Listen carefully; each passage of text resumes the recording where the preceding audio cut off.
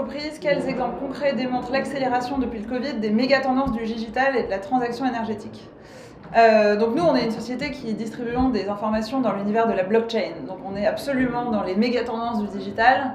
Et ce qu'on voit, c'est un vrai intérêt maintenant de l'industrie au sens large, que ce soit les individus comme les entreprises pour la blockchain, qui permet de proposer une alternative au status quo actuel, de la manière dont les marchés de capitaux fonctionnent, de la manière dont on représente des contrats, de la manière dont on représente le concept de la monnaie.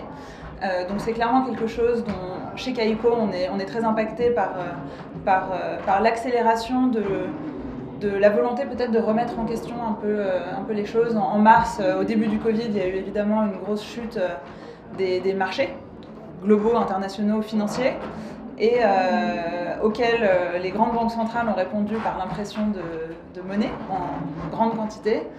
Et ça a permis de mettre le focus d'une certaine manière sur la blockchain qui propose une alternative et un système financier différent, une manière de faire différente. Donc on est plutôt positivement impacté par le Covid. Comment transformez-vous les contraintes actuelles en opportunités pour votre entreprise ?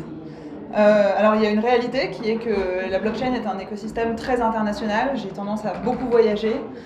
On est souvent dans des avions, souvent dans des conférences à droite à gauche. Aujourd'hui, l'absence d'événements internationaux, l'absence de voyage m'a permis en tant que chef d'entreprise de vraiment me concentrer sur la boîte, d'être 100% disponible en présence pour mon équipe et de pouvoir vraiment travailler sur le produit, sur ce qui était important à construire, de faire peut-être un petit peu moins de réseautage, c'est-à-dire un petit peu moins de connexion, de générer un petit peu moins de deal flow à court terme, mais vraiment d'avoir pu se reconcentrer sur la stratégie, le produit et la façon dont on voulait construire l'entreprise. Donc c'est comme ça, en fait. Les contraintes, c'est effectivement, on ne peut plus voyager, on ne peut plus rencontrer du monde, mais c'était une opportunité qui nous a permis de nous recentrer vraiment sur l'essence même de ce qu'était Kaiko et de ce que nous cherchions à construire. Que faites-vous pour que votre entreprise contribue à embarquer le plus grand nombre? Alors déjà, on est dans un écosystème qui est la blockchain, dans lequel je crois beaucoup et qui, je pense, pourra transformer pour une partie non négligeable du monde, pour ne pas dire tout le monde, la façon dont la vie se déroule, la façon dont les contrats se créent, la façon dont les interactions sociales et économiques s'opèrent.